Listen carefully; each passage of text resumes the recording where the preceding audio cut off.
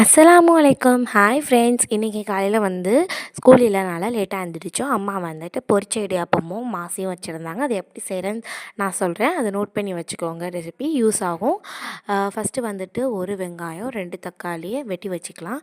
கடாயை ஆன் பண்ணிவிட்டு stove on பண்ணிட்டு கடாயை வச்சுட்டு நல்லா கடாய் காஞ்சோன்னா 2 டேபிள் ஸ்பூன் கடலெண்ணெய், கொஞ்சோண்டு கடுகு உளுந்து, அப்புறம் வெங்காயம், காஞ்ச மிளகா 2லேருந்து 3, அப்புறம் தக்காளி எல்லாம் சேர்த்துக்கலாம். இதெல்லாம் சேர்த்து நல்லா கிண்டிட்டு கொஞ்சோண்டு உப்பு, ஒரு கைப்பிடி அளவு லைட்டாக உப்பு சேர்த்துக்கலாம்.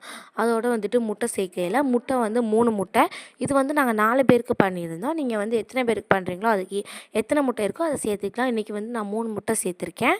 அதை நல்லா வந்து முட்டையும் நல்லா கிளறி விட்டுட்டு நம்ம வந்துட்டு அடுத்து வந்துட்டு முட்டையெல்லாம் சேர்த்துட்டு நம்ம பண்ணி வச்சுருந்த மசாலாஸ் கொஞ்சம் மிளகா பொடி, மஞ்சள் பொடி, அப்புறம் மல்லித்தூள், கறி மசாலா தூள்னு 4 தூளை கொஞ்சம் கொஞ்சம் ஒரு டேபிள் ஸ்பூன் டீஸ்பூன் மாதிரி ஊற்றிக்கலாம்.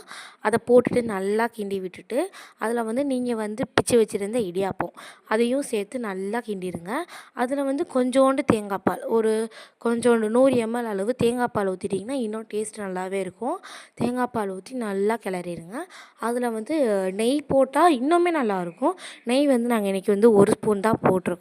1 ஸ்பூன் நெய் போட்டு நல்லா கிளறி விட்டுருங்க. அவ்வளோதான், ரெடி ஆகிடுச்சு. ரெசிபி அவ்வளோதான், முடிஞ்சிருச்சு. நல்லா சூடாக இருக்கும். நல்லா சர்வ் பண்ணிங்கன்னா செம்மையாக இருக்கும்.